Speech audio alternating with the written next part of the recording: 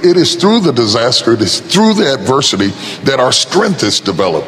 If everything went the way you wanted it to go, you wouldn't have anything to exercise by. It's a gymnasium of life where you get the workout, the resistance, and you find out things about yourself that you didn't know. I'm stronger than I thought I was. I'm tougher than what I thought I was. I'm more resilient than I thought I was. And that self-respect stops you from being at the mercy of other people to validate you, to make you feel good about who you are.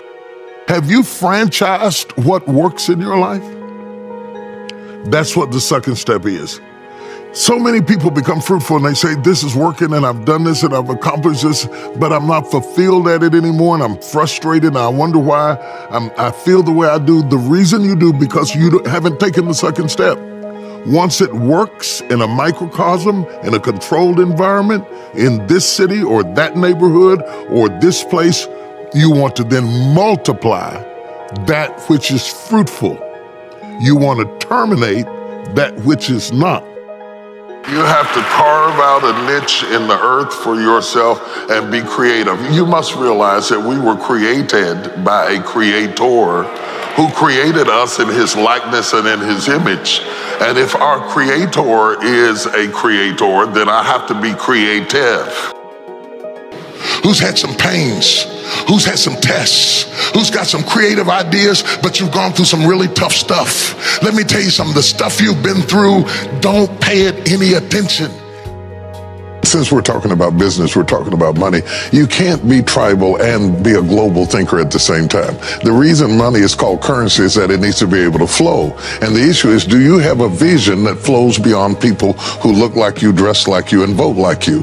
And if you're going to do business, you can't do segregated business and do it well. If you've got a product that you believe in, or a message that you believe in, or a movie that you believe in, or whatever it is, you want to reach the broadest amount of people. And most people think tribally. All of their relationships, their contacts, their associates are tribal, and you block the ability to succeed when you block the ability to communicate beyond your tribe.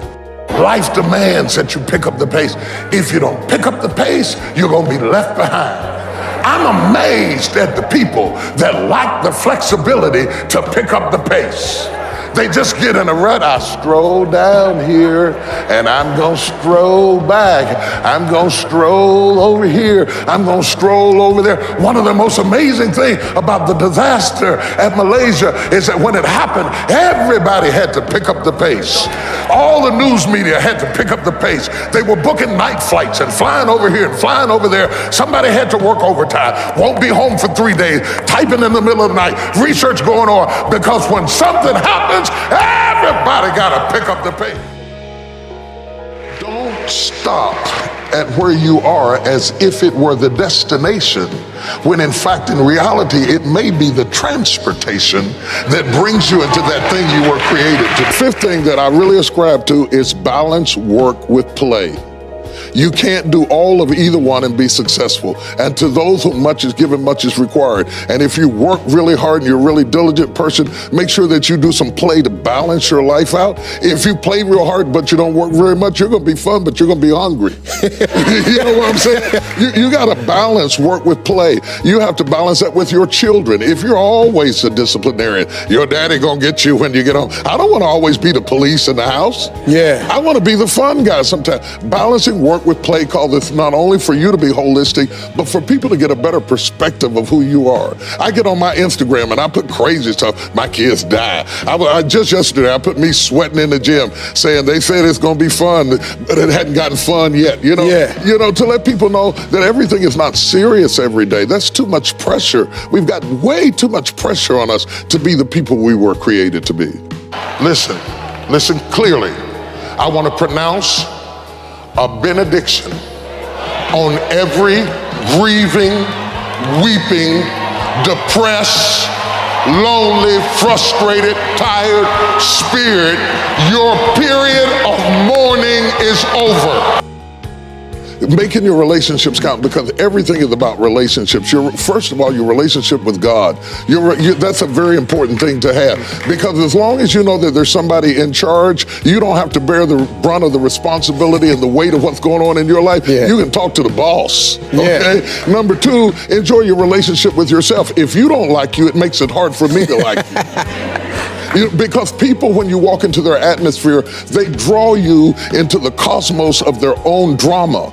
And if they're full of drama without you, when you come in, you become caught up in the cyclone of their drama. Enjoy your relationship with yourself. And then anybody else who comes in, they enter into a party you already started. You understand? And then the relationship with your kids, the relationship with your spouse, the relationship with your friends, taking time to enjoy the relationships, because there is no fruit. Nature teaches us that there is no fruit without relationships. You cannot be fruitful by yourself in business, in home, in life, in church. I don't care what it is. You are no more than the relationships you surround yourself with. Always go to something bigger than yourself. I'm wondering if you've been defeated because you have been giving yourself wholly to something that was too small to hold you.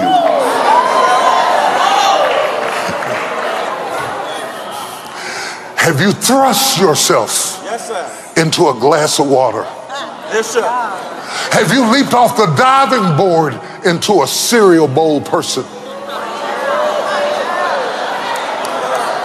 Are you not guilty of immersing yourself into things that were too small to hold your vision?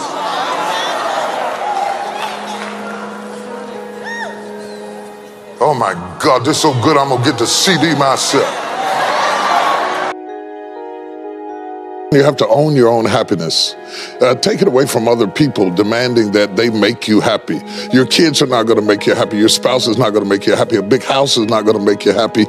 Own your own happiness and be responsible for doing those things that bring joy into your own heart, independently of life and people and money and all of that stuff. It doesn't necessarily give you a happiness. You have to take responsibility of that peace and that joy that lives inside of your heart and not inside of your stuff.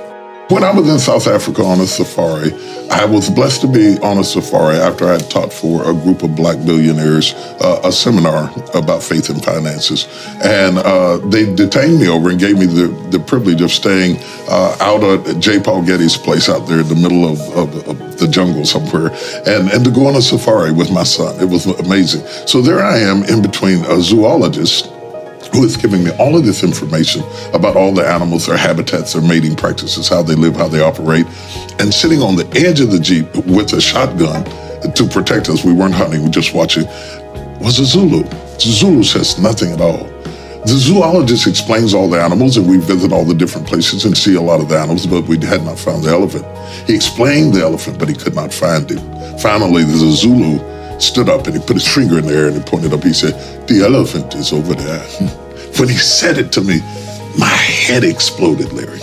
It exploded because all of a sudden I realized I'm sitting between intellect and instinct.